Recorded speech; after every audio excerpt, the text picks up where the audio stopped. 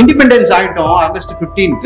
August 15th independent ஆனதுக்கு அப்புறம் constitution also drafted இன் 26th November 1949, right? ஏன் நம்ம அதே கூட கான்ஸ்டிடியூஷன் டே மீன் ரிபப்ளிக் டே ஆயிட்டாங்க இல்லையா?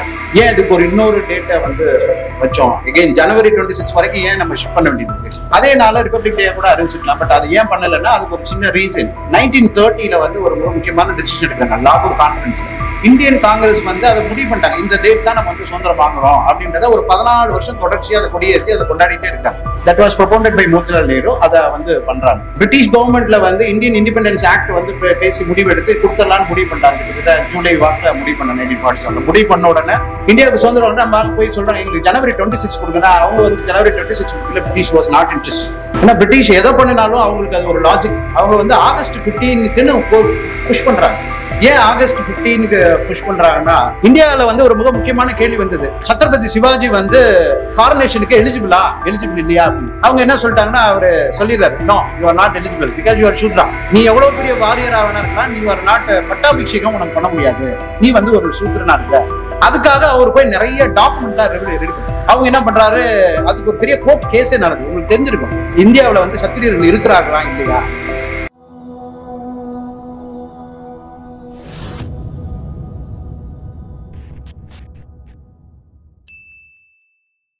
அம்பேத்கர் பிறந்த நாள் விழா கொண்டாடுறது வந்து ஏப்ரல் 14ஆம் தேதி நாடு முழுக்க ஒரு பெரிய கொண்டாட்டமான ஒரு மனநிலை. குறிப்பாக நம்ம 1991 அப்புறம் இதை ஒரு இன்டென்சிவாவே ஒரு பெரிய கல்ச்சராவே இது இந்தியாவில் மட்டும் இல்லை இன்டர்நேஷனலாகவுமே மிக முக்கியமான ஒரு நாளா ஆகிடுச்சு.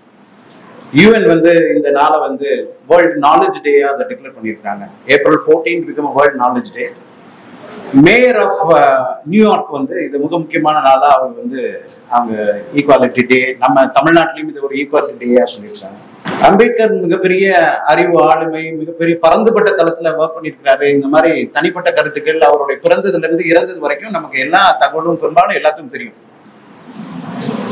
குறிப்பா நம்ம எல்லாம் வழக்கறிஞர்களா இருக்கிறனால நமக்கு அவருடைய இந்த கான்ஸ்டிடியூஷன் தொடர்பாகவும் சட்டம் தொடர்பாகவும் அவருடைய எவ்வளவு ஆழமா அதை வந்து உள்வாங்கி இந்த சமூகத்திற்கு என்ன பண்ணணும்ன்றதுலாம் நம்ம வந்து இன்னும் கூடுதலாவே தெரியும். ஒரு பொது சமூகத்தில் தெரிந்து விளங்கி கொண்டிருப்பதை விட நம்ம இன்னும் கூடுதலாவே தெரிஞ்சு வச்சுப்போம்.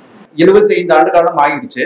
நம்ம இப்பதான் பாரத் கா அமிர்த்னு சொல்லிட்டு இந்த 75 ஆண்டு தினம் அப்புறம் 2வது கான்ஸ்டிடியூஷனோட செலிப்ரேஷன்லாம் வந்து அரசும் சரி சமூக தளத்தில் இருக்கக்கூடிய அரசியல் அமைப்புகளும் சரி அவங்க எல்லாருமே இதை கொண்டாடிட்டு இருக்காங்க. இந்த எவ்வளவு தூரம் இது நம்ம அடுத்ததை எடுத்து போகணும் அப்படின்ற அடிப்படையில நான் பர்சனலா நான் எப்படி புரிஞ்சுக்கிறேன்ற விஷயத்த ஷேர் பண்றதுதான் இதோட ஐடியா. அனைவருக்கும் வந்து தெரிந்த விஷயங்களை நான் வந்து படித்து உணர்ந்த விஷயங்களை ஷேர் பண்றது, மேலும் இதை கற்றுக்கொண்டு மேலும் நாம் இதை எப்படி இயக்கப்படுத்தி நாம இன்னும் சமூகத்தில் அதை பங்களிப்பை வந்து அதிகப்படுத்துவதுன்றதுதான் இதோடைய அடிப்படையான நோக்கம்.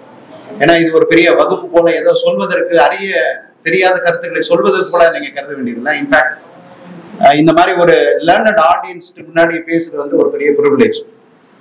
ஒரு 2 விஷயம் இருக்கு. யூஸ்வலாவே வந்து to be an activist one has to speak, to be an advocate one has to listen இல்லையா. ஒரு ராப்ட் ஆடியன்ஸ், ஒரு அமைதியா ஒரு லாயருக்கான ஒரு பேசிக் குவாலிட்டியை வந்து அட்டென்ஷன், ஒரு listening capability is very important. ஏன்னா ஒரு லிசன் பண்றது மூலமா தான் நம்ம அடுத்த லெவலுக்கு நகர முடியும். Without this too the society can not progress further. இது ஒரு பாப்புலரான கோட் மேரி லிவிஸ்ன்னு சொல்லிட்டு ஒரு இதை வந்து அட்வொகேட்டும் ஒரு ஆக்டிவிஸ்டும் எப்படி ஒரு சமூகத்தை அடுத்த தளத்துக்கு நகர்த்துவாங்க. பேசிக்கான குவாலிட்டி என்ன, one has to speak, another one has to listen. So இதான். ஸோ அந்த அடிப்படையில் it is again I feel literally privileged சில கருத்துக்களை நம்ம வந்து பேசணும் அப்படின்ட்டு. நமக்கு பெரிய பெருமிதம் உண்டு இந்தியாவில். நம்ம இந்தியன் அப்படின்ற நமக்கு பெரிய பெருமிதம் உண்டு. ஏன் அப்படின்னா வேர்ல்டுல it's largest democracy, oldest democracy அமெரிக்கான்னு சொல்லுவாங்க. லார்ஜஸ்ட் டெமோக்ரஸி நம்ம கிட்டத்தட்ட we are superseded in terms of population. நம்ம சைனாவோட நம்ம அதிகமாயிட்டோம். 142 crores.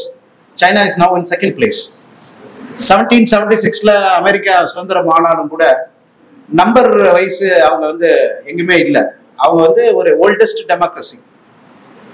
நம்ம இவ்வளவு பெரிய இருக்கிறோம். அப்புறம் யூனிட்டி இன் டைவர்சிட்டி, நமக்கு இருக்கக்கூடிய இந்த டைவர்சிட்டியை வந்து it is unimaginable diversity, it is a mind boggling diversity. எவ்வளோ ரிலிஜன், எவ்வளோ எத்னிசிட்டி, எவ்வளோ பீப்புள், எவ்வளோ லாங்குவேஜ், இதையெல்லாம் கட்டமைச்சு ஒரே இதா வந்து ஒரு காமன் ஒரு இமேஜினேஷன், நம்ம வந்து ஒரு நீண்ட நெடிய காலம் வந்து ஒரு ஆப்ரேஷன்ல இருந்திருக்கிறோம். அது மொகல் எம்பரர் ஆகட்டும், பிரிட்டிஷ் இருந்தாலும் அதை தாண்டி நம்ம ஒரு பொதுவான ஒரு கனவை நோக்கி நம்ம இந்த நாடை எப்படி நகர்த்தணும் அப்படின்னு ஒரு கனவு கண்டுருக்காங்க.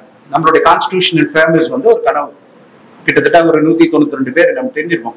கான்ஸ்டிடியூஷன் அசம்பிளில உட்காந்து என்ன மாதிரி இருக்கும் அந்த கான்ஸ்டிடியூஷனல் டிபேட்லாம் அதை பார்த்தோம்னா நமக்கு அவ்வளோ இன்டென்ஸா அதை டிபேட் பண்ணிட்டாங்க. ஒரு 2 years 11 months and 14 days இந்த கான்ஸ்டிடியூஷனை எழுதி அதுக்கு பண்ண டிபேட்.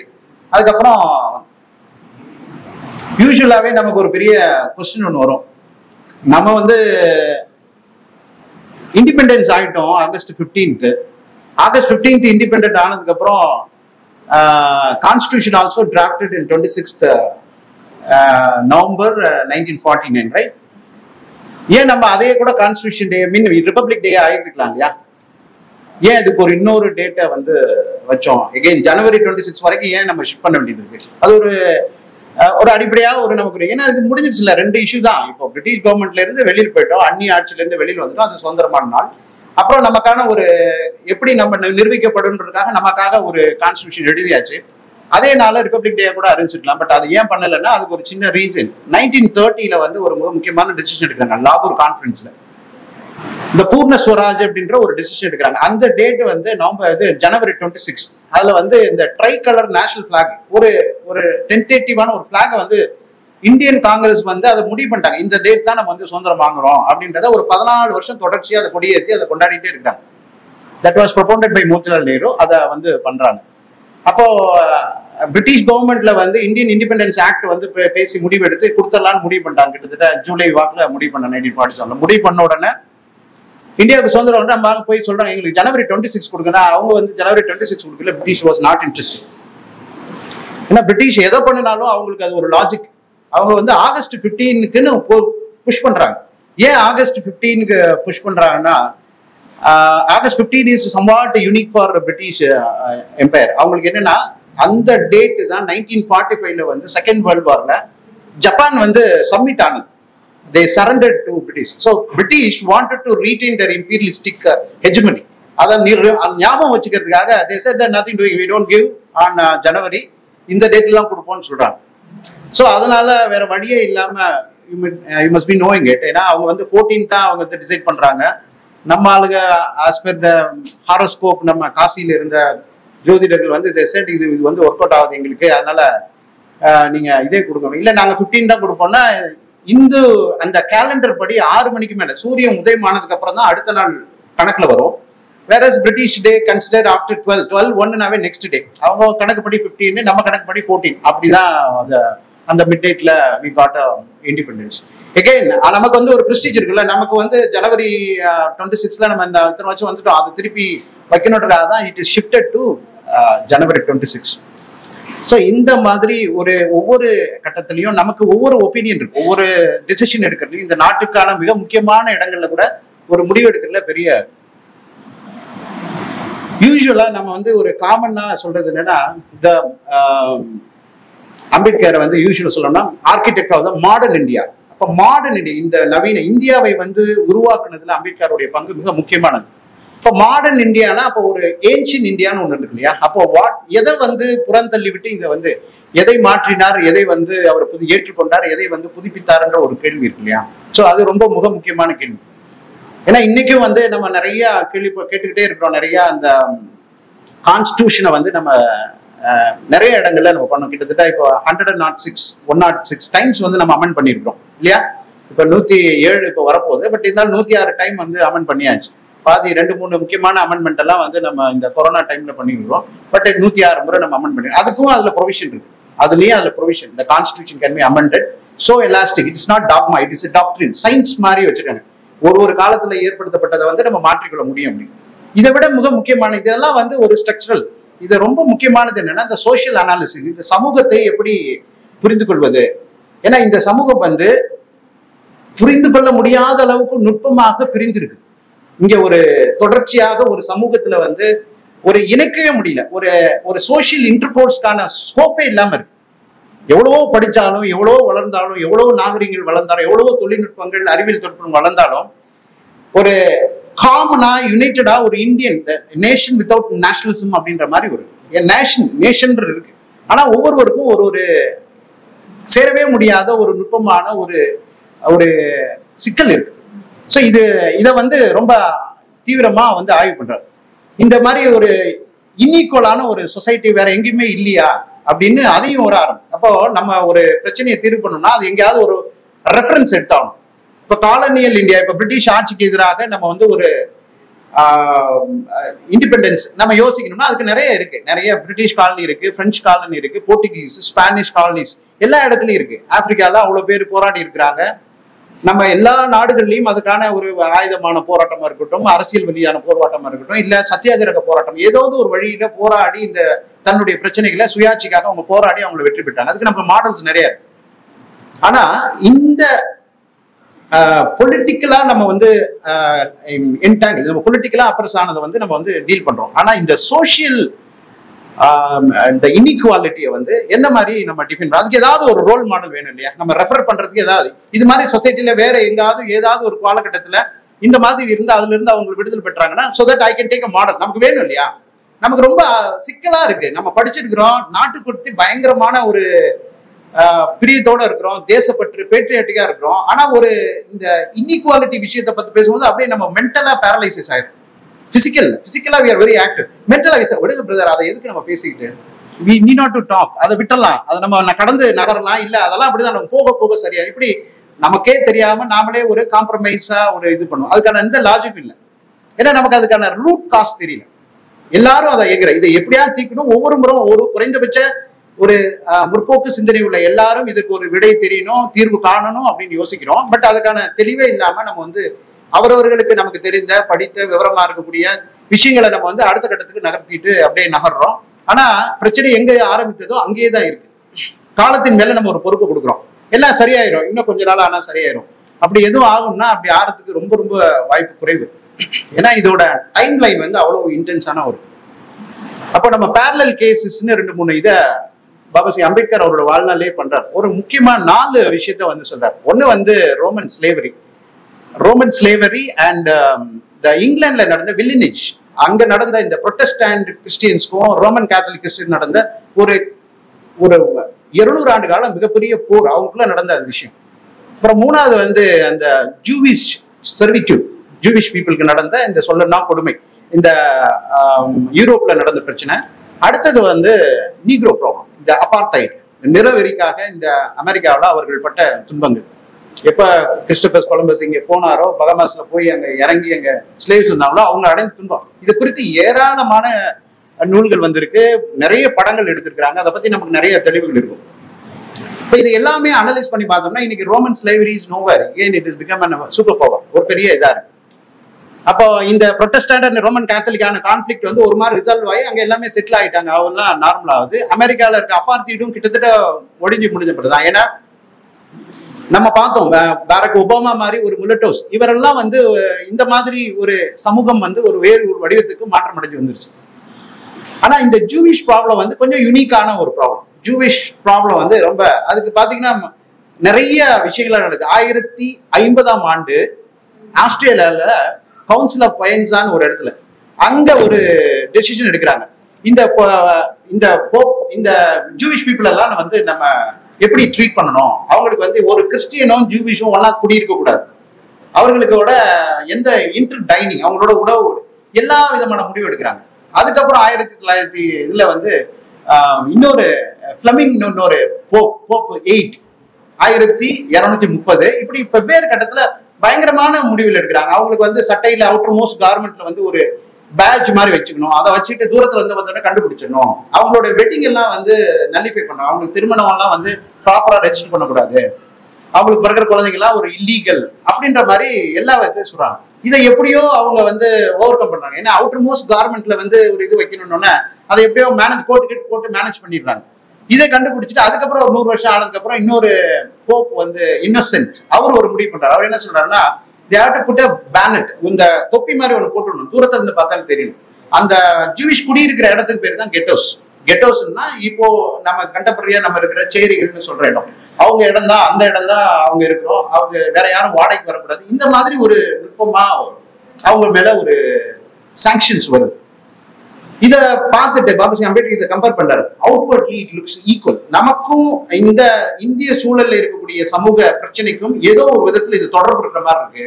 அப்ப இதுல இருந்து நம்ம வந்து இன்னைக்கு வந்து Jewish people become very powerful, அவங்கள நம்ம எடுத்துக்கலாம் அப்படின்னு யோசிச்சு சொல்லும்போது சிம்பிளா சொல்லுங்க, இந்த outlook is looking similar, the foundations are different அப்படின்றது. Jewish people suffered because of their own personal, அவங்களுடைய சொந்த காரணங்களுக்காக தான் அவங்க இப்போ வாலண்டரி ஐசோலேஷன் அப்படின்ற ஒரு வேர்ட் சொல்லுவோம். It's called voluntary isolation. whereas Indian society இங்க நடக்கிற இந்த discrimination is compulsory segregation. This society never wanted to mingle with it. Jewish people call themselves as blue blood babies. கடவுளின் நேரடி குழந்தைகளை அவங்க சொல்லிக்குவாங்க. அவங்க யாரோடையும் மிக்ஸ் பண்ணிக்க மாட்டாங்க. Very very strict rules. You cannot imagine. இவ்வளவு ஸ்ட்ரிக்டான குழந்தை பிறந்து 3வது நாள்ல they go for circumcision male baby. And almost like Friday night வந்து cooking process முடிச்சிடுவாங்க. சனி ஞாயிறு they don't cook. They will intensely go for prayer. தன்னை வந்து ஒரு அட்மோஸ்ட் ஒரு இதா வச்சு ரிஜிட்டா இருப்பாங்க. அவங்க பிராக்டிஸ் வந்து ரிஜிட். இதுக்கு ரொம்ப அழகா ஒரு எக்ஸாம்பிள் ஒன்று கொடுப்பாரு. அதாவது compare to the Indian society அப்படின்னு. ஈஜிப்ட்ல நெபுகத்நேசர் நம்ம ஒரு பெரிய அரசரை பார்த்துருக்கோம் இல்லையா. நெபுகத்நேசர் வந்து ஒரு பெரிய ஒரு ஆர்டர் ஒன்று போட்டுருவார். நெபுகத்நேசர் என்ன போட்டுருவாருன்னா, ஒரு ஆளுயிர சில தங்கத்திலே உருவாக்கி அதுக்கு ஒரு மணி அடிப்பாங்க. அந்த டைம்ல வந்து எல்லாரும் உழுந்து கும்பிடணும் அப்படின்னா அது ஒரு சட்டமா இருக்கும். யாரெல்லாம் அந்த சட்டத்தை மீறுறாங்களோ அந்த சட்டத்தை மீறுறவங்களுக்கு வந்து கடுமையான தண்டனை, ஈவன் மரண தண்டனை கூட நிகழலாம் அப்படின்னு சொல்லுவாங்க. குறிப்பா ஒரு எண்ணெய் குப்பரையில தூக்கி போட்டுருவாங்கன்ற மாதிரி. அப்போ அந்த சட்டம் அமல்ல இருக்கு, யாருக்கும் எல்லாரும் ஃபாலோ பண்ணிட்டு இருக்காங்க. திடீர்னு ஒரு இடத்துல ஒரு கிராமத்துல வந்து ஒரு 3 பேர், அவர் பேரை கூட இருக்கிறார், அஜரத், அபத்நெகோ, இன்னொரு ஏதோ ஒரு பேர். இந்த 3 பேர் வந்து என்ன பண்றாங்கன்னா, இந்த மணி அடிக்குது, இவங்க பாட்டு அவங்க வேலையை செஞ்சுட்டு இருக்காங்க. அந்த காவலர்கள் வந்து பார்த்து சொல்றாங்க, யோ மணி அடிக்குது உனக்கு தெரியலையா, நீ பாட்டு வேலை பார்த்துட்டு இருக்கீங்க அப்படின்னா இவன் சொல்றாங்க, எனக்கு உன்னையெல்லாம் கேட்கறதுக்கு வேலை இல்லை அப்படின்றாங்க. உன்னையெல்லாம் நீ சொல்றதெல்லாம் கேட்கணும் எங்களுக்கு ஒண்ணும் இல்லை அப்படின்னு சொல்லி மறுக்கிறாங்க. இவங்களுக்கு பயங்கர ஆச்சரியம். என்னடே உங்களுக்கு இவ்வளவு சீரியஸான இதுக்கு தண்டனை இருக்கு, நீங்க இதெல்லாம் நாங்க கேட்க முடியாதுன்னு அவங்க பாட்டு இவன் கோவப்பட்டு கொண்டு போய் மன்னர் முன்னாடி போய் நிறுத்துறாங்க. மன்னர் இவரை பார்த்தோன்னா அதிர்ச்சி. ஏன்னா நாடே எல்லாத்திலும் ஒரு 3 பேர் மட்டும் இதை வந்து எதிர்த்தாங்க. என்ன ஒருவேளை காது இது கேட்காம இருக்கும்னு அவர் கேட்கிறாரு. மன்னர் வேற வழி இல்லாம கேட்கணும், ஏப்பா என்னப்பா ஆச்சு, ஏன் இப்படி பண்றீங்க அப்படின்னு. உன் கேள்விக்கெல்லாம் பதில் சொல்ல முடியாது அப்படின்றார். மன்னர்கிட்ட நேரம் சொல்லிட்டாங்க. அவரால் தாங்க முடியல.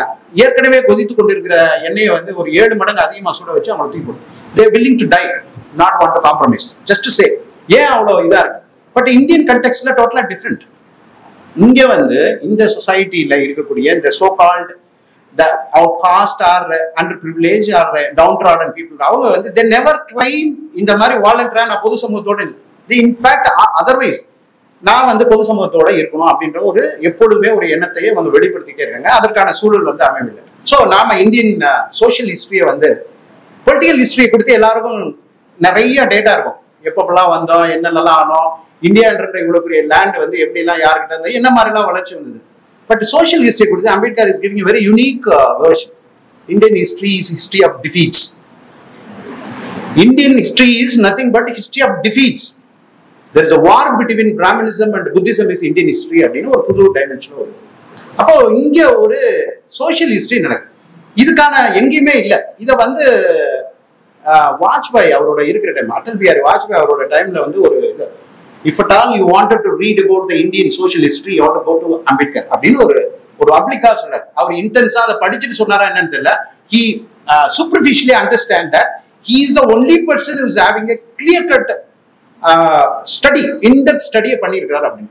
ஏன் அப்படின்னா இதை வந்து ரொம்ப டீப்பா போறாரு. ரொம்ப ஈவன் அந்த ரூட்டுக்கு போறாரு, வேதா பீரியட் போறாரு. 3500 BC ரிக்வேதா டைம்ல இருந்து ஈவன் ரிக்வேதாவில் வந்து புருஷ சுத்தா எந்த டைம்ல எந்த வேர்சஸ்ல இன்சர்ட் பண்றான்ற வரையில் கண்டுபிடிச்சு சொல்லிடுறாரு. பயங்கர இன்டென்ஸா படிக்கிறார். சான்ஸே இல்லை, இப்படி கண்டுபிடிக்க முடியாத அளவுக்கு. அதுக்கப்புறம் இந்த இந்து நம்மளுடைய பைபிளா இருக்கக்கூடிய இந்த மனு டெக்ஸ்ட், யார் அந்த மனு எப்ப எழுதினாங்க எல்லாத்தையும் பயங்கரமா ட்ராக் பண்ணி கரெக்டா டிஃபைன் பண்றது. ஸோ இந்த வர்ணா சிஸ்டம் அப்படின்ற ஒரு மிகப்பெரிய ஒரு system. Then it is converted into a cost system. அந்த காஸ்ட் சிஸ்டம் வந்து ஒரு அன்டச்சபிலிட்டி. எல்லாத்தையும் வந்து டைம் டேபிள் படி சொல்றாரு. நம்ம பிளைண்டா அப்ரோச் பண்றோம். நம்ம வந்து பிளைண்டா இதெல்லாம் அப்படி தீர்த்துக்கலாம், இதெல்லாம் ஈஸி, இதெல்லாம் பண்ணிக்கலாம், இந்த இதை முடிச்சிட்டோம்னா இதை பண்ணிக்கலாம், இவ்வளோ இந்த பதவியை வந்துட்டோம்னா அதை தீர்த்துக்கலாம், அப்படி ஒரு எளிமையா அப்படி அப்ரோச் பண்ண முடியாதுன்றது தான் அவருடைய அனாலிசிஸ் வந்து வருது. Because 3000 years of varna system. Varna சிஸ்டம்ன்றது வந்து ரொம்ப ரொம்ப அதே நமக்கு வந்து கிளாரிட்டி இல்லை. What is varna system? Generally கால் அந்த ஒரு தலை காலு அந்த மாதிரி அப்படிலாம் இல்லை. அந்த varna system is having very intense. அதுக்கு அதை ஸ்டெபிலிஷ் பண்றதுக்கு ஒரு பெரிய வேலை நடந்திருக்கு. அந்த varna system originally it was only 3, later it is become 4. அந்த 4 யார்? இந்த வர்ணா சிஸ்டத்தை எப்படி வந்துச்சுன்றதே ஒரு கிளாரிட்டி இருக்கு. ஒன்லி 3 வர்ணாஸ் இருந்திருக்கிறாங்க. அதை 4th வர்ணா வந்து கண்டெஸ்ட் பண்றாங்க. இந்தோ ஆரியன் சொசைட்டில இருக்கக்கூடிய மிக முக்கியமான விஷயம். வேற மற்ற சொசைட்டில எப்படி இருந்தாங்க? மற்ற குரூப்புக்கு இதுக்கு சம்மந்தமே இல்லை. அவங்க தொடர்பற்றவர்களா இருக்கிறாங்க. இப்போ இந்த சிசினார் டைனசிட்டி இவங்க யாரு? இவங்க வேற யார்? Ashoka is from other society. இவங்க வந்து பிடிச்சிட்டாங்க. இப்போ இந்த காஸ்ட் கொடுத்து யூனிவர்சலா ஒரு ஐடியா இருக்கு. அதை வந்து அப்படியே அப்ரூவ் பண்ற ஒரு மிக முக்கியமான ஒரு தீசிஸ் தான் வந்து 1916 அம்பேத்கர் எழுதின cost in India, mechanics, Genesis and development. இது மிக முக்கியமான ஒரு இது வந்து அடிப்படையான ஒரு ஒர்க். 1916 ஆந்த்ரோபாலஜி செமினார்ல கோல்டு வைசர்ன்ற ஒரு ப்ரொஃபசர் முன்னாடி இதை போய் பண்றாரு. அப்ப அவருக்கு பெரிய கால் வருது. இந்தியாவில இருந்தக்கூடிய மிக முக்கியமான தலைவர் வந்து அவர்கிட்ட போய் கேட்கிறாரு, இந்தியாவோட சுதந்திரம் வந்து வேற மாதிரி போக்குல போயிட்டு இருக்கு, எல்லாம் வயசானவங்களா பாத்துறாருன்னா இளைஞர்கள்லாம் ஒன்று இருந்தாங்க. Lala Lajpat Rai was out. அவர் வந்து எக்ஸ்கம்யூனிகேட் பண்ணாலும் வெளியில இருக்கிறார். அவர் போய் கேட்கிறாரு. அப்போ பஞ்சாப்ல இருக்க ஸ்டூடெண்ட்ஸ் எல்லாம் அங்க இருக்கிறாங்க. அவர் வந்து சொன்னாங்க, மகாராஷ்டிரா இருந்து ஒருத்தர் வந்திருக்கிறான், இஸ் வெரி ஸ்டுடியஸ் பர்சன், நீங்க வந்து அவரை அப்ரோச் பண்ணி பார்க்கலாம் அப்படின்னு சொல்லும்போது இவர் கேட்கிறாரு, நீங்க எல்லாம் வரணும், ஐ ஹர்ட் அபவுட் யூ, நீங்க வரணும். இது சொன்னாரு, நான் I came here to study and I am not interested. அவர் பயங்கர அப்செட் ஆயிராரு. Because is very towering personality, ஒரு ரெவல்யூஷனரி லீடர். அவர் போய் ஜஸ்ட் லைக் தட் இவர் இப்படி சொல்லிட்டு போயிட்டாருன்னு ஒரே கோவம். அப்புறம் அவர் போய் அவரோட டீச்சர், அவரோட எக்கனாமிக்ஸ் ப்ரொஃபசர் வந்து ரொம்ப முக்கியமான எட்வர்ட் சாலிக்மென்ட்ட போய் சொல்றாரு, how come your student is become so unpatriotic or non patriotic, இப்படி எப்படி இருக்க முடியும் அப்படின்னு சொல்லிட்டு ஒரு இதை சொல்லிட்டு போயிடுறாரு. இதை நீங்க இந்த பாபாசாஹிப்போட படத்துல கூட இந்த காட்சியை பதிவு செய்திருக்கிறாங்க. அவரு எட்வர்ட் சாலிக்மேன் வந்து இவர்கிட்ட பேசும்போது சொல்வார், நீ இந்த மாதிரி என்ன Ambedkar, education is very important, பேரலி the patriotism, இந்த நாட்டுக்கு அந்த கல்வி எதற்காக பயன்படுன்ற ரொம்ப முக்கியமான விஷயம் இல்லையா, நீங்க அதுல கவனம் எடுத்துக்கலையா அப்படின்னு கேட்கும்போது சொன்னார், ஐ நோ மை ரெஸ்பான்சிபிலிட்டிஸ். மைல்டா ஒரு வார்த்தை சொன்னார், இஸ் அ ப்ரொஃபசர். அவரு தான் இவரோட வாழ்க்கையை வந்து ரொம்ப டிட்டர்மைன் பண்ண போறாரு. Is a student of economics. Edward Seligman வந்து ரொம்ப முக்கியமான கொலம்பியா யூனிவர்சிட்டியில அவர் எக்கனாமிக்ஸ் ப்ரொஃபசர் மட்டும் கிடையாது, என்டையர் அமெரிக்கன் எக்கனாமிக் சொசைட்டியோட பிரசிடென்ட் அவர். இன்னொரு ப்ரொஃபசர் அவருக்கு நீங்க கேள்விப்பட்டிருக்கீங்க, John Dewey is another professor. He was a president of philosophy society of America. The pragmatism ஒரு மிகப்பெரிய ஒரு தியரிக்கான அவர் தான் ஃபவுண்டர் மெம்பர். ஸோ இந்த 2 மிகப்பெரிய ஆசிரியர்களுடைய மாணவராக இருந்திருக்கிறார். கொலம்பியா பல்கலைக்கழகத்தை தேர்ந்தெடுத்ததே ஒரு மிகப்பெரிய ஒரு இது. ஏன்னா அந்த காலத்துல வந்து லண்டன் போறதா ரொம்ப நேச்சுரலா இருக்கும். லண்டன் எவரிபடி கோ, ஈஸி. எல்லாம் காந்தி வெண்ட் லண்டன், நேரு, பட்டேல், மௌலானா எல்லாமே லண்டன் தான் போவாங்க. ஏன்னா we are British rule. London போறது. அமெரிக்கா போனவங்க ரொம்ப ரொம்ப ரொம்ப குறைவு. அது அமெரிக்காவுக்கு போனவங்கள கொலம்பியா யூனிவர்சிட்டி போனவங்க ரொம்ப குறைவு. ஏன் கொலம்பியா யூனிவர்சிட்டினா, கொலம்பியா யூனிவர்சிட்டிக்குன்னு ஒரு யூனிக்னஸ் உண்டு. இட் இஸ் நாட் லைக் ஏல் மாதிரியோ ஹார்வர்ட் மாதிரியோ ஸ்டான்ஃபோர்ட் மாதிரியோ கிடையாது. ஏன்னா இந்த யூனிவர்சிட்டிலாம் பார் எக்ஸலன்ஸ். இப்போ ஏல் தான் ஓல்டஸ்ட் யூனிவர்சிட்டி, கிட்டத்தட்ட 900,000 இயர்ஸ் மேல இருந்திருக்கு. இது அப்பதான் ஒரு 150 இந்த மாதிரி ஒரு 200 இயர்ஸ் அந்த பக்கம் இருந்திருக்கு. கொலம்பியா யூனிவர்சிட்டிக்கான ஒரு யூனிக்னஸ் என்னன்னா, அமெரிக்காவோட இந்த டெமோக்ராட்டிக் பிரின்சிபல்ஸை வந்து இன்டாக்டா பாதுகாப்பதற்கான தலைவர்களை உருவாக்குவது தான் அந்த யூனிவர்சிட்டியோட மிக முக்கியமான வேலை. It is something like protectors of democracy of United States of America. இப்போ நம்ம ஒரு பேரலலுக்கு சும்மா சொல்லணும்னா, இந்த ஜாதவ்பூர், ஜேஎன்யூ மாதிரி ஒரு யூனிவர்சிட்டி ஒரு சும்மா ஒரு கோட் பண்றதுக்காக நம்ம சொல்லணும். ஏன் அப்படி சொல்றேன்னா, அம்பேத்கரோட இமீடியட் சீனியரும் ஜூனியருமா யார் இருந்திருக்கிறாங்கன்னா, பிராங்க்லின் ரூஸ்வெல்ட்டும் தியோடர் ரூஸ்வெல்ட்டும் அவரோட ஜூனியர் சீனியர். அதே காலேஜ், கொலம்பியா யூனிவர்சிட்டி ப்ராடக்ட் அவங்க. So America, Columbia University was producer of Nobel laurels, that's one way, and another side leaders, those are all ruling America. அந்த மாதிரி ஒரு யூனிக் குவாலிட்டி உள்ள ஒரு. So அந்த எஸ்ஏல வந்து ரொம்ப யூனிக்கா சொல்றது என்னன்னா, மெக்கானிக்ஸ், இந்த காஸ்ட் இன் இந்தியா, அதனுடைய மெக்கானிக்ஸ் அப்படின்றது ரொம்ப ஒரு யூனிக்கான விஷயம். மெக்கானிக்ஸ் தான் நமக்கு ரொம்ப எளிமையா புரிஞ்சுக்கணும். இப்ப நம்ம சைக்கிள் ஓட்டுறோம், சைக்கிள் ஓடுது, அந்த சைக்கிள் எப்படி ஓடுது, அந்த மெக்கானிக்ஸ்ன்றது தமிழ்ல சரியான வார்த்தைனா பொறிமுறைன்னு நினைக்கிறேன். இது என்ஜினியரிங் கிடையாது, இது பொறிமுறை. அதாவது இந்த பெடலை வந்து காலில் மிதிக்கணும், அது ஒரு சக்கரத்துல பெரிய பல் சக்கரத்துல இருக்கும், அந்த பல் சக்கரத்துல ஒரு செயின் இருக்கும், அது இன்னொரு சக்கரத்துல இருக்கும், அது வந்து 2 பெரிய சக்கரம். இது 3 எல்லாம் ஒன்னா ஒர்க் பண்ணாதான் இந்த சைக்கிள் வந்து மூவ் ஆகும். இதுதான் அதோட மெக்கானிக்ஸ். ஒரு சைக்கிள் நம்ம ஒரு எளிமையா புரிஞ்சிருக்காங்க சொல்றேன். அப்போ இந்த காஸ்டோட மெக்கானிக்ஸ் இது எப்படி வந்து இந்த சொசைட்டில எந்தெந்த சூழல்ல எப்படி அதை ஆப்ரேட் ஆகும், இண்டிவிஜுவலா, கலெக்டிவா, இன்ஸ்டிடியூஷனலா, எப்படி எல்லாம் ஆப்ரேட் ஆகுதுன்றதுக்கு ஒரு கிளாரிட்டி வந்து நமக்கு கிடையாது. we just live as a ஒரு ஒரு ஒரு ஒரு பிளைண்டா தான் நம்ம அப்ரோச் பண்றோம். நமக்கு தெரிஞ்ச, நாம் காது வழியா கேட்டா, யார் நம்ம பெரிய ஆளா நம்புகிற இவர்கள் சொல்றதுதான் நமக்கான ஐடியா. நமக்குன்னு ஒரு பெர்ஸ்பெக்டிவ், ஒரு அனாலிசிஸே கிடையாது, நமக்கு தெரியாது. அப்புறம் அதோட மெக்கானிக்ஸ், அப்புறம் ஜெனசிஸ், இது எங்க இருந்து வந்தது, what is the root cause. ரொம்ப சிம்பிளா வந்து சொல்றாரு. இது என்னன்னா, the society, endogamous society, the enveloped themselves. ஒருத்தர் ரூம்குள்ள போய் அவனே கதவை சாத்திக்கிட்டான். இப்ப நம்ம ரூம்குள்ள போய் கதவை சாத்திக்கிட்டா என்ன ஆகுனா, மத்தவன் என்ன நினைக்கிறானா, நம்மளை வெளியில தள்ளிட்டான்னு நினைக்கிறான்.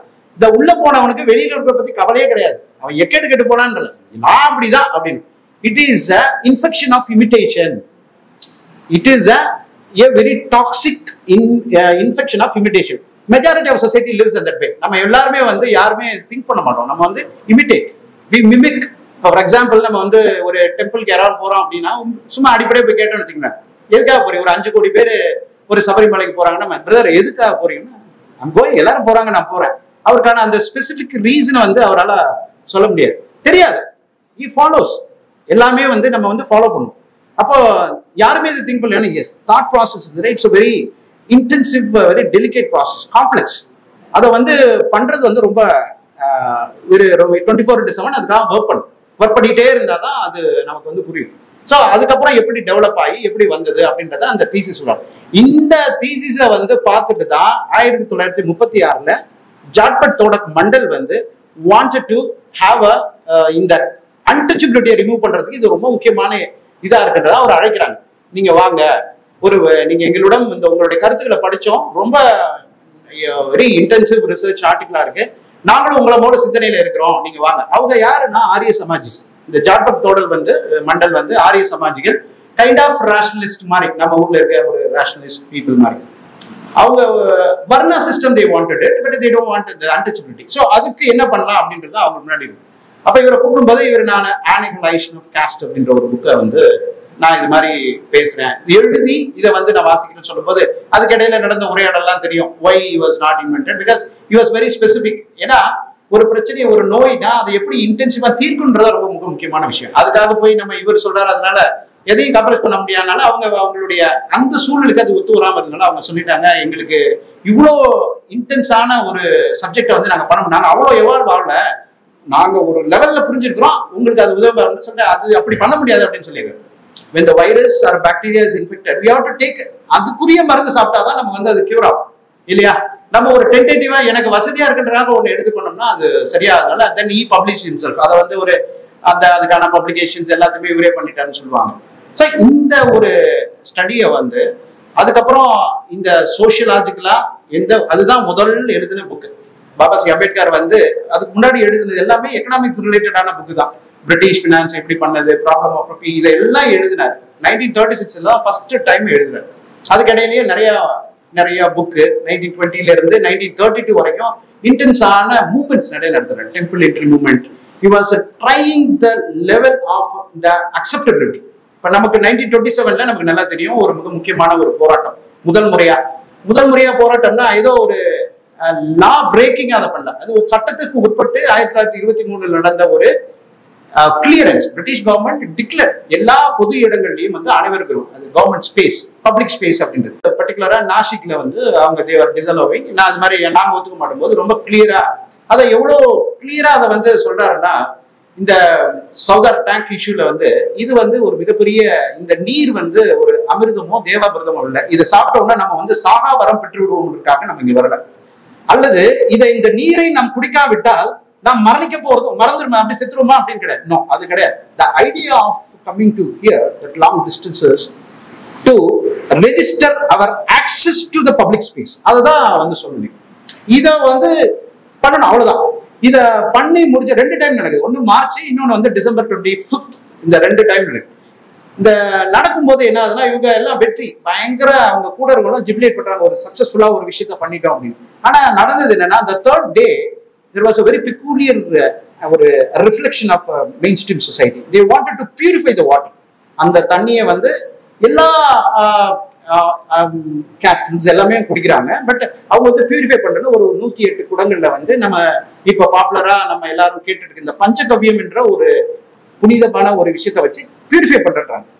இவர் பயங்கர ஷாட்டட். ரொம்ப ஆச்சரியமா இருக்கும். என்னன்னா ஒரு எவ்வளவு பெரிய ஒரு போர் நடந்தா கூட, ஒரு போர் நடந்து 2 பேரும் இன்டென்ஸா ஃபைட் பண்ணிருக்கோம், ஒரு போர் வீரன் கீழே விழுந்துட்டா அவனுக்கு தண்ணி தாருந்தா இந்த போர் தண்ணி கொடுக்கும். இதான் ஒரு அறம்.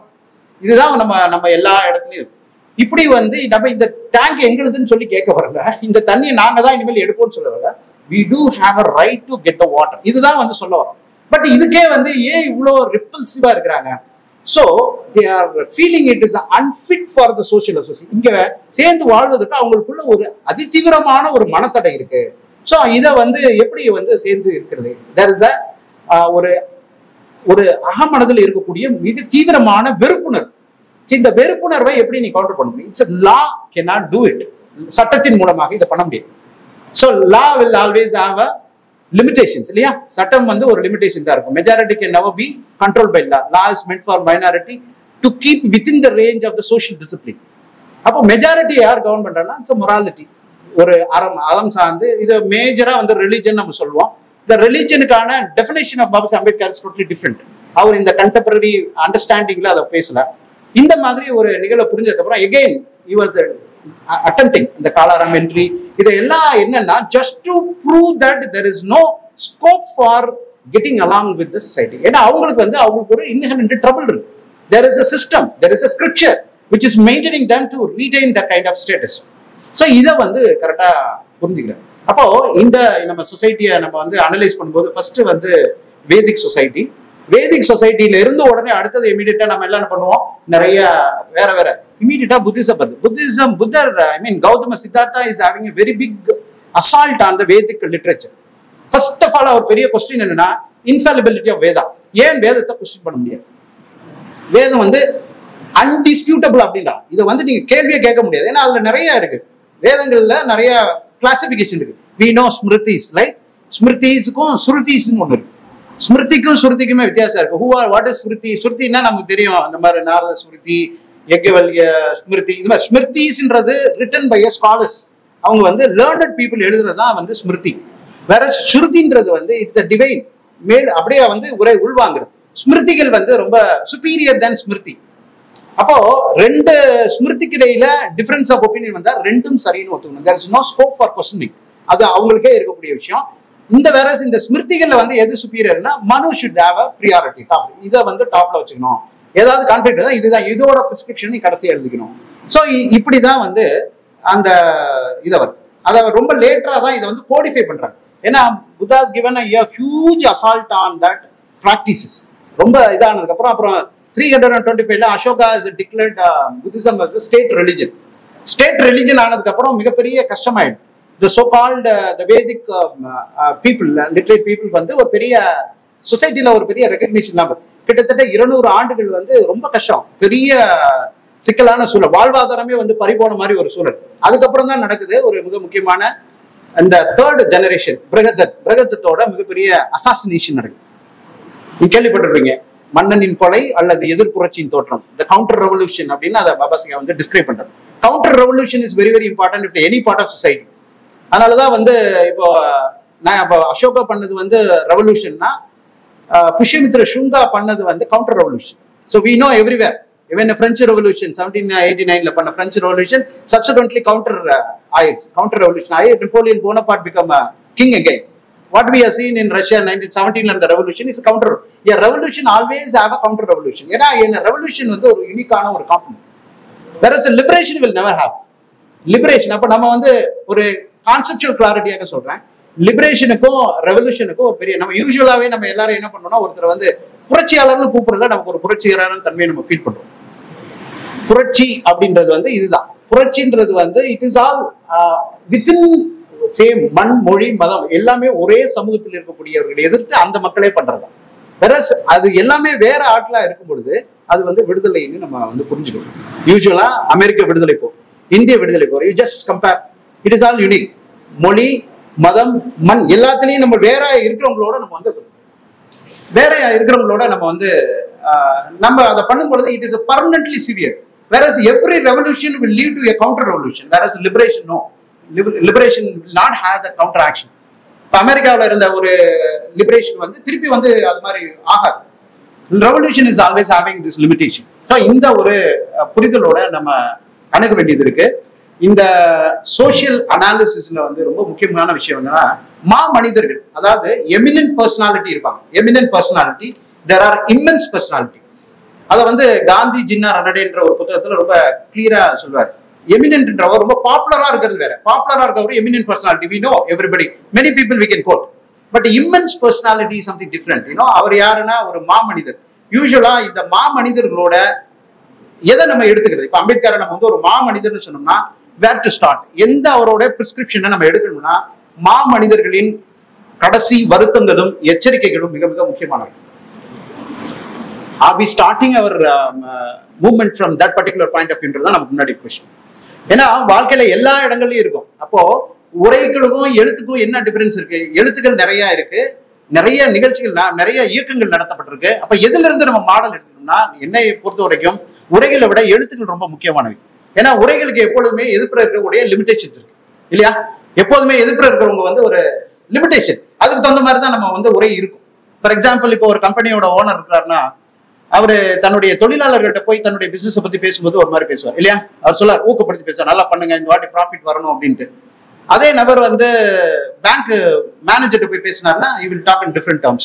சார், இந்த பிரான்ச்சை வந்து நாங்கள் பயங்கரமா எக்ஸ்பேண்ட் பண்ண போறோம், 200 கோடி இல்லை 400 கோடி அப்புறம் ஏதோ சொல்ல போறாரு. அதே same person if he is talking in front of the income tax officer, he will talk different.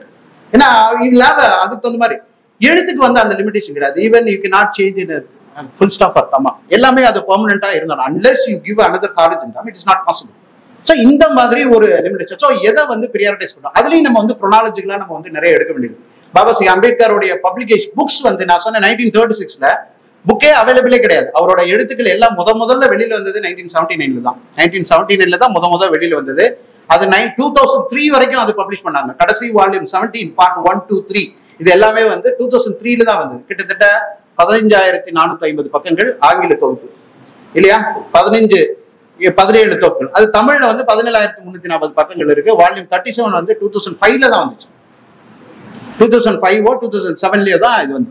ஆக the literature is not exposed to the people. நமக்கு வந்து அந்த அவைலபிளே இல்ல. நமக்கு தெரிந்த ஒரே புத்தகம் வந்து Annihilation of Caste. அதை ரீப்ரொடியூஸ் பண்ணிட்டே இருக்கிறோம். அதை ரீப்ரொடியூஸ் பண்ணி அவர் எல்லாம் பேசிட்டாரு. But it is totally different. He was addressing to the people who are in the intermediary சொசைட்டில, சமூகத்துல ஒரு மாற்றத்தை விரும்பணும்னு நினைக்கிற இந்த சூத்ராஸ்க்கு தான் அதை வந்து எழுதுறாரு. We misunderstand that it is being written for them. No, it is for the people who are part and parcel of the social construct. இந்த இன்இக்வாலிட்டியோட காம்பனண்டா இருக்கிறவங்க தான் பண்ண முடியும். லிட்ரேச்சர் வந்து இது வெரி வெரி இம்பார்ட்டன்ட். நம்ம எந்த ஒரு தியரிட்டிக்கல் ஃபவுண்டேஷன் இல்லாம எந்த மூவ்மெண்ட்டும் வந்து நம்ம பண்ண முடியும். எந்த ஒரு சொல்யூஷன், எந்த ஒரு முயற்சிகளுமே வந்து we need to have ஒரு பேக்கப். என்ன எதை வச்சு நகர்றோன்றது ரொம்ப அடிப்படையான ஒரு விஷயம். Because we have a very long heritage. அப்போ நம்ம இன்னைக்கு இருக்கக்கூடிய வெஸ்டர்ன் கண்ட்ரீஸ் அங்க இருக்கிறதெல்லாம் பார்த்து நம்ம நிறைய மாடர்ன் அவங்ககிட்ட இருந்து லேர்ன் பண்ற மாதிரி ஒரு கண்டிஷன் இருக்கு.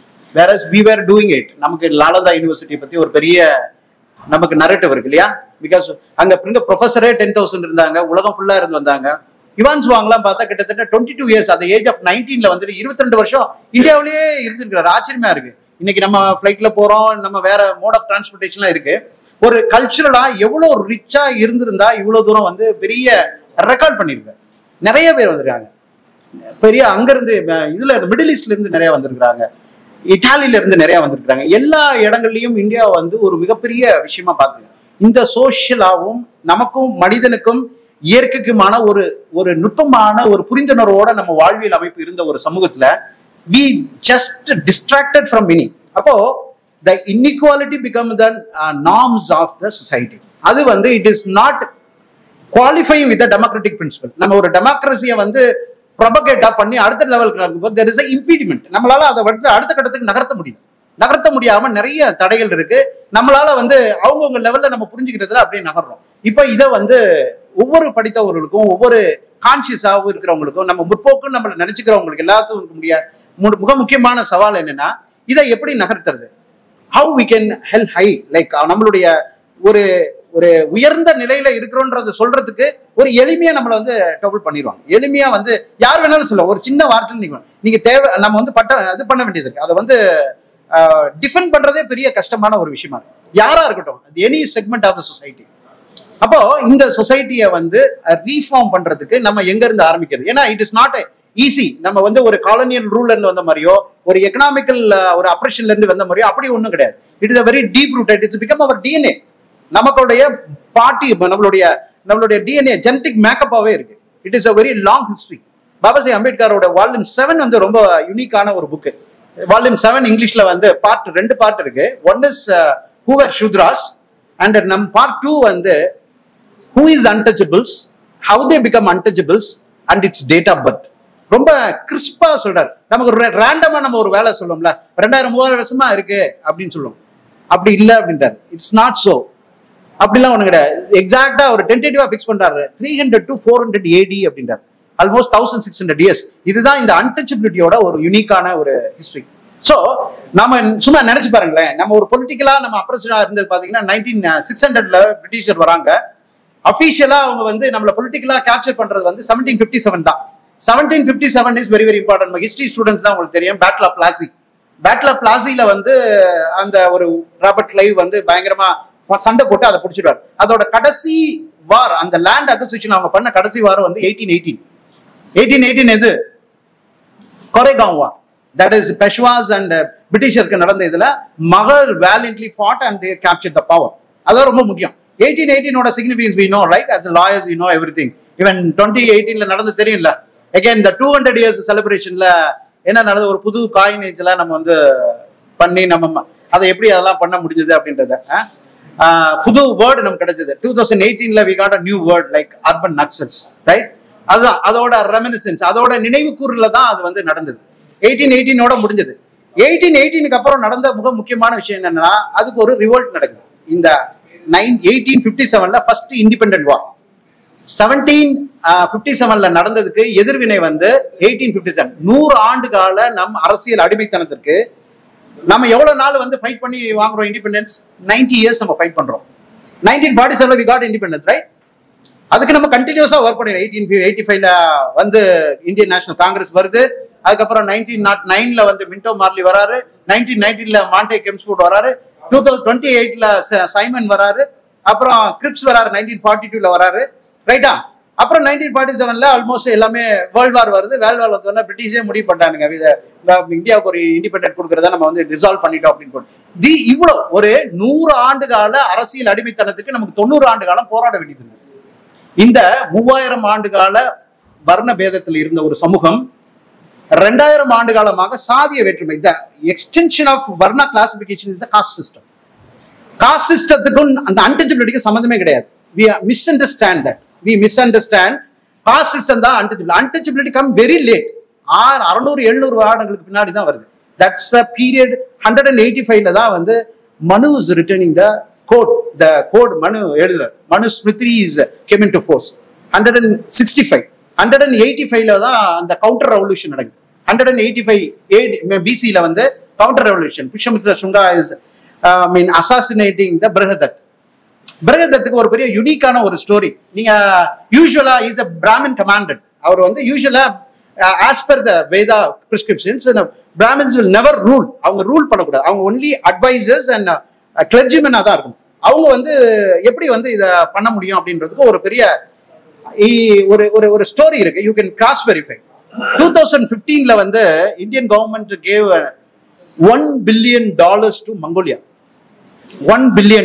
$1 billion சும்மா ஒரு கெஸ் எவ்வளவு இருக்கும்? 8500 கோடி as a gift கொடுத்தாங்க. கிஃப்ட். ஓகே. யூசுவலா we always have a tie up with the political. மங்கோலியாவும் இந்தியாவும் எவ்வளவு பொலிட்டிக்கலா டை அப் இருக்குன்றது ஒரு ரிமோட் சென்ஸ்ல நமக்கு ஒரு பெரிய இது. ஏதாவது நம்ம படிச்ச மாதிரியே ஒண்ணுமே ஞாபகம். பட் ஒரே ஒரு விஷயம், செங்கிஸ் கான் ஒரு பெரிய நபர் இல்லையா? செங்கிஸ் கான் அவரு because is a land of Genghis Khan, right? அப்போ there is a story of the Pushyamitra Shunga is nothing but a person appointed to annihilate Pushyamitra Shunga, Brihadath அப்படின்ற ஒரு இது உண்டு. ஏன்னா இதுக்கு நிறைய ரெஃபரன்சஸ் இருக்கு. ஏன் ரெஃபரன்சஸ் ஏன் சொல்றேன்னா, இந்தியாவில் வந்து ஒரு மிக முக்கியமான கேள்வி வந்தது.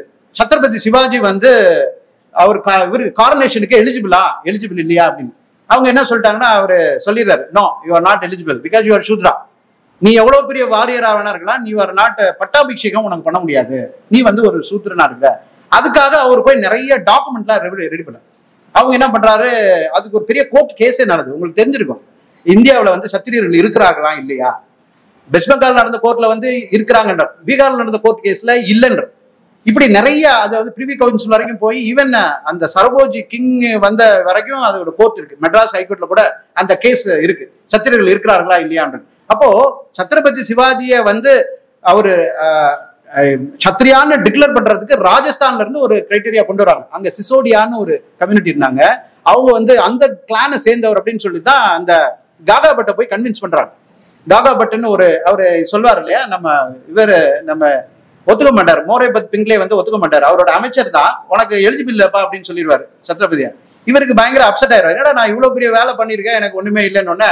இவர் போய் இன்னொரு அப்பாயிண்ட் பண்ணி போயிட்டு அவரோட பிஏ இருப்பார் ஆவோஜி பாலாஜி போய் சொல்றாரு, பாலாஜி போய் செக் பண்ணிட்டு வா நீ இது மாதிரினா. அவர் போய் சொல்றாரு, இவர் வந்து சூத்திர கிடையாது, இவர் சத்திரியர் தான், இவரை கொடுக்கலாம் அப்படின்னு.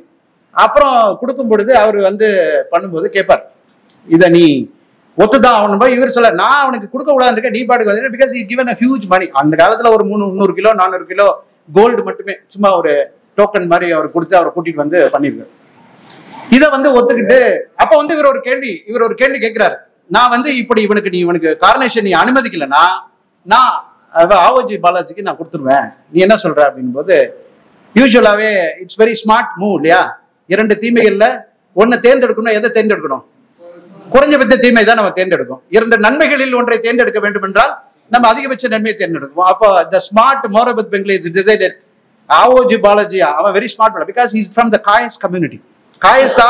காயஸ்தாஸ் யாருன்னா அவர்கள் வந்து பார்ப்பனர்களுக்கு ஒரு மரண எதிரிகள்.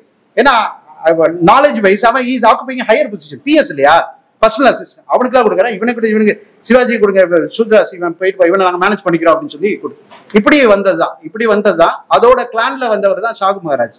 ஷாகு மகாராஜ் அம்பேத்கர் லைஃப்ல மிக முக்கியமான பிளான் பண்ணியிருக்காருல்ல. Shahu Maharaj got defeated. ஏன்னா அவர் எப்போ போய் பிரேயர் பண்ணி கூப்பிட்டாலும் அவருக்கு ஒரு விதமான ஒரு பிரேயர் பண்ணுவாங்க. அது என்னன்னா மரணத்துக்கு பண்ற பிரேயர், இந்த சான்ஸ்கிரிட் ஸ்லோகாஸ். இவருக்கு ரொம்ப அவர் you are not entitled for auspicious prayers சொல்லிடுவாங்க. அவரால் அதை எதிர்கொள்ள முடியாது பிகாஸ் இ பவுண்ட் நம்ம அப்படி வாழ ஆரம்பிச்சிடும்ல, இப்படிதான் இருக்கும் போல இருக்கு அப்படின்ட்டு.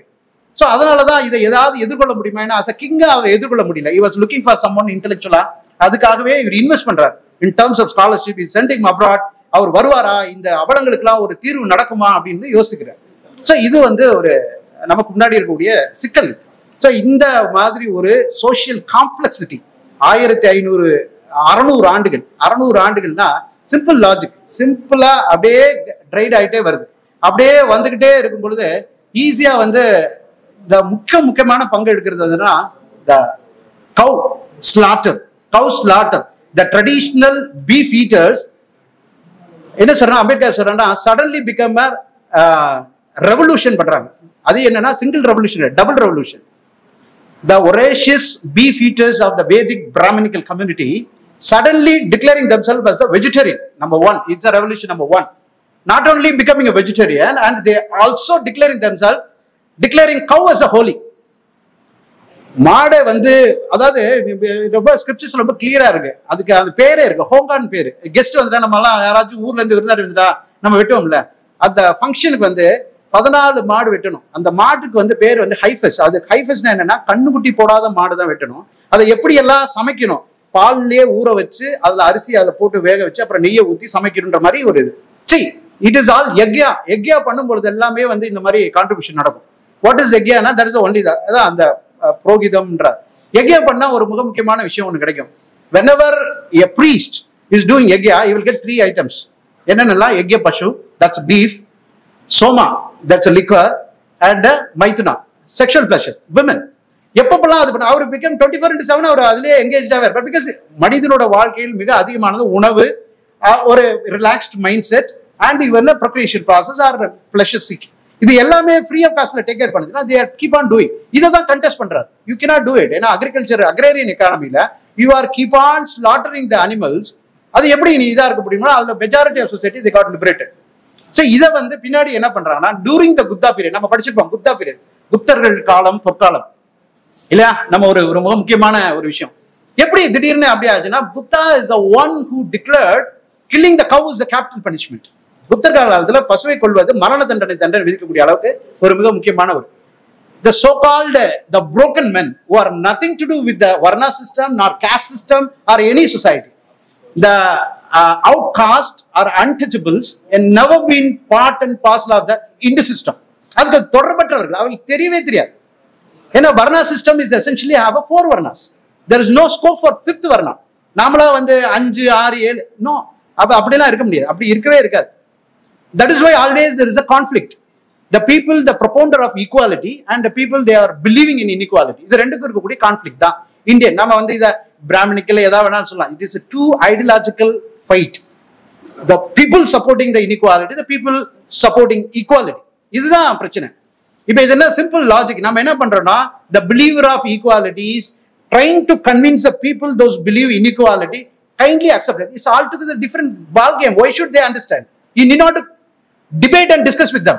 For example, இப்போ நம்ம வந்து ஃபுட்பால் விளாடுறோம். ஃபுட்பால் இஸ் அ பால் இல்லையா? அதுக்கு ஒரு செட் ஆஃப் ரூல்ஸ் இருக்கு. அதுல வந்து கோல் அடிக்கணும், காலில் தான் விளாடணும், கையில தட்டா ஃபவுல் இல்லையா? கையில தொட்டா ஃபவுல்.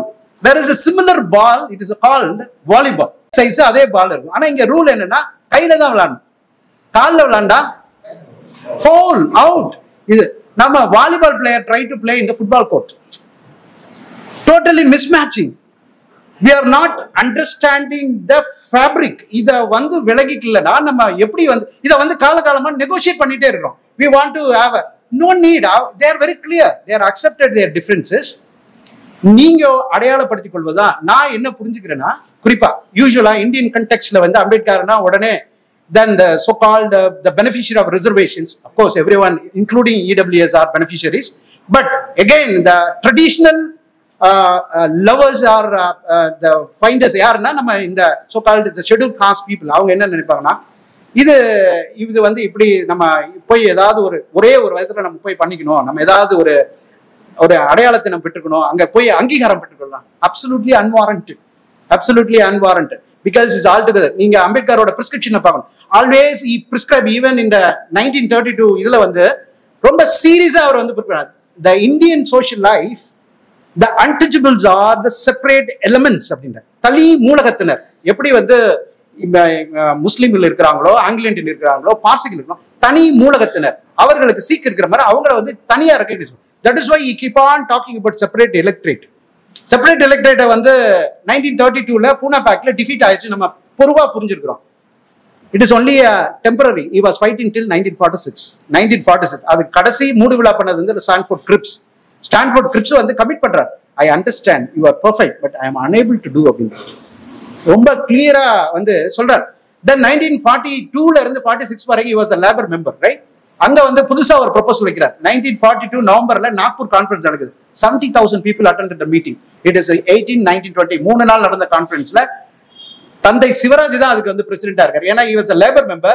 அபிஷியலா அவர் போய் அது பண்ண முடியாதனால அங்க வெயிட் பண்றாரு. அங்க அந்த மீட்டிங்ல பேசும்போது he was giving a proposal separate settlement.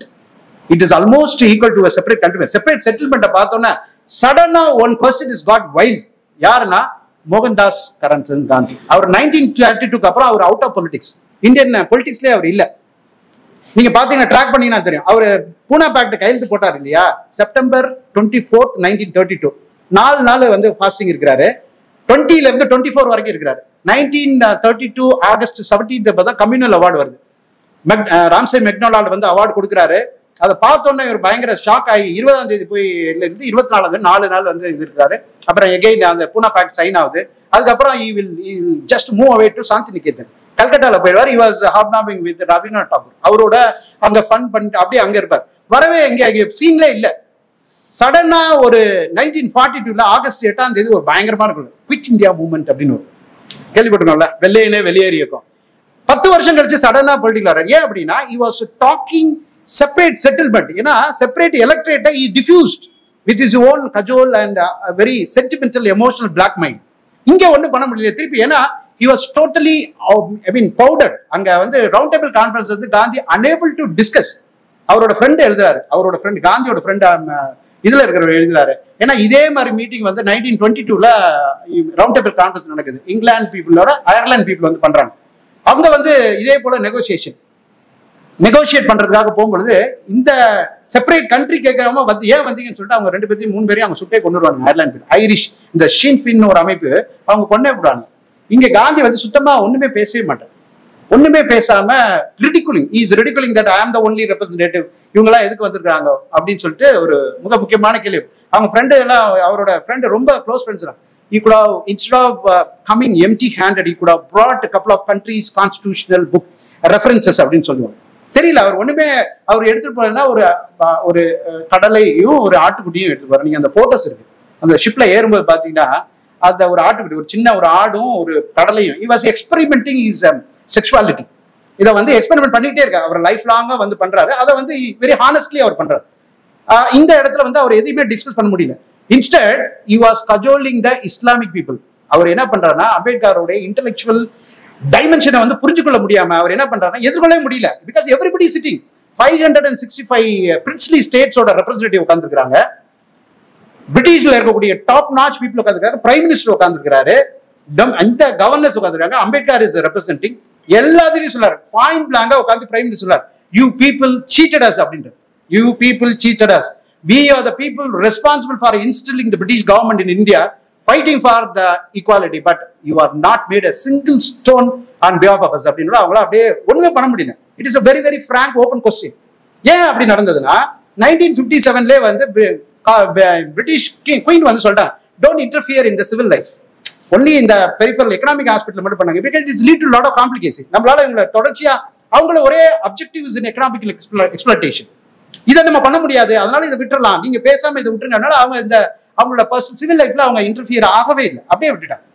அப்போ இந்த ஒரு சூழல் வரும்பொழுது அம்பேத்கர் வந்து அந்த ஒரு விஷயத்த தெளிவா அப்படியே சொல்லிட்டே வராரு. இந்த காந்தி அந்த நைட் என்ன பண்றாருன்னா is going to meet the Muslim people தங்கியிருக்கிறாங்க. போய் அங்க போய் ரெக்வஸ்ட் பண்றாரு, ஏன்பா நாங்க உங்களுக்கு என்ன பாவம் பண்ணோம், நீங்க ஏன் வந்து அவர் வேற இப்படி செப்பரேட்னு கேட்டுட்டு இருக்காரு, இன்ஸ்டெட் ஆஃப் நீங்க எங்களுக்கு சப்போர்ட் பண்ணுங்க, நான் உங்க ரிலிஜன் வந்து உடனே நீங்க ஒத்துக்குவீங்களா, அதனால இதுக்கு பண்ணுங்க அப்படின்னு சொல்லி கேட்கிறார். இவன் in fact he was offering biryani அந்த night. he was sponsoring that. பண்ணும்பொழுது Islamic people are very clear. அவங்களுக்கு வந்து பிரிஸ்கிரிப்ஷன்ஸ் ஆர் வெரி கிளியர். ஏன்னா when the காஃபிர் அதுல வந்து ஒரு காஃபிர்னா நான் முஸ்லீம் when he was asking for the favor, what a true Muslim supposed to do அப்படின்றது அவங்களுக்கு ஒரு guidance. the decision opposite to the kafir is asking, அதான் அவங்க எடுக்கணும்.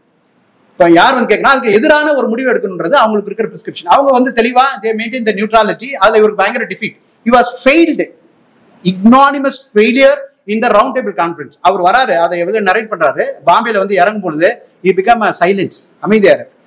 இவர் வராரு, நரிமன் பிர்லாவோட ஃபாதர், இவங்க எல்லாம் வந்து சேரிட்ல வந்து வச்சு கொண்டு போறாங்க. அவரை வந்து ஊர்வலமா கொண்டு போறாங்க. பேட்டிகள்லாம் எடுக்கிறாங்க. வந்து என்ன பண்ணீங்க, என்ன எப்படி டிஸ்கஸ் பண்ணீங்க, என்ன பண்ணீங்க, ஒண்ணுமே சொல்ல. he was wearing a cloth and saying no is silent mode. whereas western magazines எல்லாம் எழுதிட்டாங்க Ambedkar is emerged as a statesman, yes, ordinary intellectual, ஒரு regionalistic-ஆ இருந்த person became an universal. American magazine, Irish, Scotland scholars எல்லாம் மேகசின்ல போட்டு இப்படி ஒரு scholar இந்தியாவில இருந்து இப்படி வர முடியுமா, இவ்வளவு ஒரு தேசத்தை குறித்து இவ்வளவு பிரியமாவும் ஆக்ரோஷமாவும் பேசுறதுக்கு யாருக்கா இருக்கு அப்படின்ற விஷயத்த அவர் பேசுவார். சோ இந்த ஒரு அக்கறையோட, ஏன்னா போறதுக்கு முன்னாடி ஒரு டிபேட் டிஸ்கஷன் நடக்குது, அதெல்லாம் கேட்டு படிச்சிருப்பீங்க. he was meeting Gandhi in his residence. இது மாதிரி உங்களுக்கு இந்தியா விடுதலை குறித்து உங்களோட நோக்கம் என்ன அப்படின்னு காந்தி வந்து ஒரு கேள்வி கேட்பாரு. I don't have a country, why should I bother அப்படின்னு போயிடும். இவருக்கு பயங்கர ஷாக்கிங்கா இருக்கும். இன்னும் இவ்வளவு ஒரு வெறித்தனமா இருக்கிறாரு, ஒரு நாடு சுதந்திரத்துக்காக இவ்வளவு ஏங்கிட்டு இருக்கு, எந்த ஒரு அக்கறையும் இல்லாம இப்படி பேசுறாரு. he understand that he is not a person going to give the liberation கொடுக்குற லண்டன்ல இருக்கிறான். if at all I will ask him. அதான் அங்க டிஸ்கஷன். அங்க போய் இந்தியாவில் இருந்த பிரதிநிதிகள் எத்தனை முறை அவங்க கேட்கணும்னு நினைச்சாங்க, அதை விட 50 மடங்கு மிக தீவிரமாக இந்திய விடுதலை குறித்து அவர்கிட்ட பேசி அதுல இருந்து பேசுறாரு. சோ இந்த செப்பரேட் செட்டில்மெண்ட் இஷ்யூ வந்த உடனே he is diverting. என்ன பண்றாருன்னா இதை வந்து எல்லாரும் அந்த பிரிட்டிஷ் கொடுத்த பதவியெல்லாம் விடணும். அப்ப சார் சிபி ராமசாமி அவர் இருக்கிறாரு, இங்க திவானா பகதூரா இருக்கிறாரு, அவரு பதவியில் இருக்கிறாரு, நிறைய பேர் இருக்கிறாங்க. Except CP Ramasamy, Ambedkar is not quitting the post. There's nothing doing, we will continue to work. ஏன்னா he is giving a very big, அந்த டைம்ல தான் மிகப்பெரிய வேலைகளா செய்கிறாரு. குறிப்பா லேபர் டிபார்ட்மெண்ட்ல அவர் பண்ண அந்த ஈக்குவாலிட்டி ஒர்க், டைம் டியூரேஷன் எல்லாமே பண்றாரு. மிக முக்கியமான திட்டங்கள் மின்சாரத்தை வந்து யூனிவர்சலைசிங் தி எலக்ட்ரிசிட்டி, பெரிய பெரிய நீர்த்தேக்க திட்டங்கள், குறிப்பா பக்ரானங்கள் திட்டங்கள், மின்சாரம் அந்த இது பண்ணது, அந்த மைனிங் டிபார்ட்மெண்ட்ல பண்ண ஒர்க், அவுட்ஸ்டாண்டிங் ஒர்க். இப்போ அதுக்கு வந்து மொத்தம் 11 மினிஸ்டர்ஸ் இருக்காங்க. இப்போ அந்த portfolio whatever he was looking after, அவர் வந்து ரொம்ப போற போக்குல அப்படி பண்ண ஒரு வேலையை வந்து இவ்வளவு தூரம். ஸோ நம்ம இப்போ இந்த கட்டத்துல நம்ம எப்படி இதை நுட்பமா புரிஞ்சுக்கிறதுனா, what is our position, how we can do it. So யார் இதை முன்னெடுத்து செல்வது அப்படின்றதுல நமக்கான இந்த இணைப்பு விளங்கிக்கிட்டாதான் நம்ம வந்து அதுல எப்படி இருந்து விலகிறதுன்னு முடிவு பண்ண முடியும். எப்படி வந்து இணைக்கப்பட்டிருக்கோம் 1932 வரைக்கும், till 1932 there is no common word அப்படின்ற ஒரு இது கிடையாது. The so called scheduled caste people never been in a part and parcel of Hindu system. It is only the political perspective. ஏன்னா லோத்தியன் கமிட்டி வரும்பொழுது லோத்தியன் ஏன்னா சென்சஸ் முடிஞ்சிருது 11, 21, 31 வந்து சென்சஸ் எல்லாமே வந்து எடுத்துட்டாங்க. இந்த கம்யூனல் அவார்டுக்காக ஸ்பெஷலா லோத்தியன் கமிட்டி ஃபிக்ஸ் பண்ணி திருப்பி பப்ளிஷ். அப்போ வந்து ஒரு புதுசா ஒரு விஷயம் வருது, don't accept you are belonging to this caste. நீங்க ஒத்துக்காதீங்க, இதை ஒத்துக்கிட்டீங்கன்னா நீங்க பர்மனண்டா அதுலயே இருப்பீங்க. அதனால you say that I don't have caste. யாரெல்லாம் அவங்க சொன்னாங்களோ அவங்கள போய் திருப்பி வாங்கிட்டாங்க, நம்பரை ரெடியூஸ் பண்றதுக்காக. நம்பர் ரெடியூஸ் பண்றாங்க. இதுக்கு 1909 வந்து ஒரு பெரிய ரெக்வசிஷன் போகுது. ஏப்பா இவங்க வந்து இந்துன்னு சோகால்ட் இது வரைக்கும் இல்லாதவங்க எல்லாம் இந்துல போட்டுறாங்க, இவங்க கிடையவே கிடையாது அப்படின்னு முஸ்லீம் லீக்ல இருந்து ஒரு ரெப்ரசன்டேஷன் கொடுக்குறாங்க. So you classify who are Hindus, who are non Hindus. அப்போ பிரிட்டிஷ் கவர்மெண்ட் இஸ் டேக்கிங் ஒரு மிக முக்கியமான ஒரு கொஸ்டினர் டெவலப் பண்றாங்க. All is provinces, all is 9 provinces ஒரு கொஸ்டினர் டெவலப் பண்றாங்க. என்னென்னலாம் இருக்கு கிரைட்டீரியா வைக்கணும், அதுக்கு ஒரு மிக முக்கியமான ஒரு 10 கொஸ்டின்ல top 5 questions are clearly defining who are schedule cost people. அப்போ அதுல வந்து first question, those who are not having the Brahmin priest, those who are not understanding the accepting the Veda as their literature, வேதங்களை தன்னுடைய லிட்ரேச்சரா தன்னுடைய புனித நூலாக ஏற்றுக்கொள்ளாதவர்களும், பார்ப்பனர்களை தங்களுடைய குருவாகவோ அல்லது புரோகிதராகவோ நியமித்துக் கொள்ளாதவர்களும், தன்னுடைய புனித காரியங்கள் சடங்குகளுக்கு அவர்களை ஒருமுறையும் அவர்கள் அங்கீகரிக்காதவர்களும், கோயிலின் கருவறையில் அனுமதிக்கப்படாதவர்கள் உள்ளே செல்ல விரும்பாதவர்களும், பசுவை புனிதமாக கருதாதவர்களும், பசு கரியை உண்பவர்கள். இப்படி ஒரு 5 கிரைட்டேரியா. இது 5 கிரைட்டேரியா பாத்தீங்கன்னா இந்தியா முழுக்க ஒரு கிட்டத்தட்ட காஷ்மீர், அசாம்ல இருந்து எல்லாருக்கும் பாத்தீங்கன்னா ஈக்குவலா இருக்கு. ஒரு அதுல ஐடென்டிஃபை பண்ணது வந்து 429 காஸ்ட். இந்த 429 காஸ்ட்டை வந்து ஒரு டிஃபைன் பண்றோம், ஒரு பேர்ல வந்து டிஃபைன் பண்றோம். ஏன்னா இதுலயே நமக்கு நிறைய கொஸ்டின் இருக்கு. ஷெட்யூல் காஸ்ட்னா what is that meaning, what is it schedule caste அப்படின்ற ஒரு this is nothing to do with the Hindu core அப்படின்றத டிஃபைன் பண்றதுதான் இது. அதுல வந்து பார்த்தோன்னே அவர் சொல்றாரு டிப்ரெஸ் கிளாஸ்ட்னு ஒன்று வைக்கிறார். அம்பேத்கர் அன்டச்சபிள்னு சொல்றதா ஒத்துக்க மாட்டேனாங்க. the progressive mind is so cruel, why you are saying we are all good, no we will call it depressed class என்றதை இவர் வந்து டிஃபைன் பண்றார். நோ, இது அதனுடைய அந்த பாதிப்பினுடைய துல்லிய தன்மையை அதை வந்து சொல்ல மறுக்குது. அதனால நம்ம அதை பண்ணக்கூடாது. அதனால என்ன பண்றாருன்னா நிறைய பேர் எக்ஸ்டீரியர் காஸ்ட், ஒருத்தர் ப்ரொட்டஸ்டன்ட் இண்டூஸ், இல்லைன்னா அவுட் காஸ்ட், அப்புறம் ஃபைனலா அவங்க முடிவு பண்றது வந்து schedule cost. we will put it in a schedule so that நமக்கு ஒரு பாப்புலேஷன் ஸ்ட்ரென்த் இருக்கு, நம்ம இதை பண்ணி அதுக்கப்புறம் நம்ம அதை ஒர்க் பண்ணுவோம் அப்படின்றத. இந்த ஷெட்யூல் காஸ்ட்ன்ற பேர் வர்றதுக்கு பாபா சாஹேப் அம்பேத்கர் மிக முக்கியம். யூஸ்வலா எங்களை ஷெட்யூல் காஸ்ட்ல வைக்கிறேன்னு நம்ம பெரும்பாலும் பேர் பேசுறாங்களா, அப்படி கிடையாது. the social categorization is first done, later they have been accommodated called in a one particular group. இப்படிதான், it's not other way around. Schedule காஸ்ட்னு ஒன்று வச்சுட்டு என்னெல்லாம் அதுல சேர்த்துட்டாங்க அப்படி கிடையாது. அது இந்த சோஷியல் அவங்களுடைய relevance. Many of the people they contest the current element. I am nothing to do with it. I also revere cow as a holy, no problem, but still you are not in the Vedic tradition, right? உங்களுக்கும் அதுக்கும் சம்மந்தம் கிடையாது. இன்னும் ரொம்ப யூனிக்கான ஒரு விஷயம் என்ன சொல்றாருன்னா, சூத்ராஸ்னு ஒரு கேரக்டர் இருந்தது, மனுவுக்கே தெரியாது அப்படின்றார். Manu was not aware of the Shudra, அப்படி ஒரு இது இருந்ததே தெரியாது. அவர் பேசுற சூத்ராஸ் ஆர் டோட்டலி டிஃப்ரெண்ட் அப்படின்றார். ஏன்னா இந்த சூத்ரான்ற கேரக்டர் வந்து இண்டோ ஆரியன் சொசைட்டில இருந்தக்கூடிய difference. There is another group who are constantly fighting. Shishunaga and the dynasty இருந்து வந்தவங்க. So India was, as I said, no, like social history ல ஒரு மிகப்பெரிய ஒரு social history இருக்கு. இந்தியா வந்து more than 900 years under the Buddhist rules. Ashoka, Harsha, Kanishka, இது போல பெரிய. Tamil Nadu is the last state. our memories are so green. பௌத்தம் வந்து மிகப்பெரிய விஷயத்துல நடந்த ஒரு விஷயம். ஸோ இதையெல்லாம் உள்வாங்கி கொண்டு இந்த ஒரு 3000 ஆண்டு, 2000 ஆண்டு, 1600 ஆண்டு இந்த சோஷியல் இது போல யூனிக்கான ஒரு சோஷியல் செக்ரிகேஷன் உலகத்திலே கிடையாது. We cannot have any reference in throughout the world. So it requires a very unlimited work. ஒரு அன்லிமிட்டட் ப்ராப்ளமுக்கு ஒரு அன்லிமிட்டடான ஒர்க்கு தேவைப்படுது. ஸோ இந்த பிரச்சனையை புரிந்து கொள்வதற்கு குறைந்தபட்சமாக அம்பேத்கருடைய tools of social analysis will definitely help. We can take a note. மீண்டும் மீண்டும் மீண்டும் மீண்டும் நம்ம வந்து அம்பேத்கர் வந்து வாசிக்கணும். மீண்டும் மீண்டும் படிப்பது மூலமாக நம்ம புதிய தெளிவுகளை பெற்று நாம இந்த இந்திய சமூகத்தின் மீது அக்கறையும் அன்பு கொண்டிருக்கிறவர்கள் அதனுடைய ஜனநாயக தன்மையை வந்து உலகத்துக்கு பிரகடனப்படுத்தணும். வெறுமனே போய் யுனைடெட் நேஷன் பார்லிமெண்ட்ல வந்து ஜனநாயகத்தினுடைய தொட்டில் நாங்க அப்படின்னு தலைவர்கள் கேட்பது போல் இல்லாமல் ஆகச்சிறந்த ஜனாதிபதிகளாக நாம் இருப்பது வந்து மிகப்பெரிய பெருமைக்குரிய விஷயம். அது எப்படி மீண்டும் அதனுடைய ரீக்ளைமிங் த டெமோக்ரஸி தான் நம்ம சொல்லணும். we are not converting into a democracy. We are originally a democratic people. We wanted to reclaim the democracy. அதுதான் நம்ம பண்ண வேண்டிய ஒரு விஷயம்.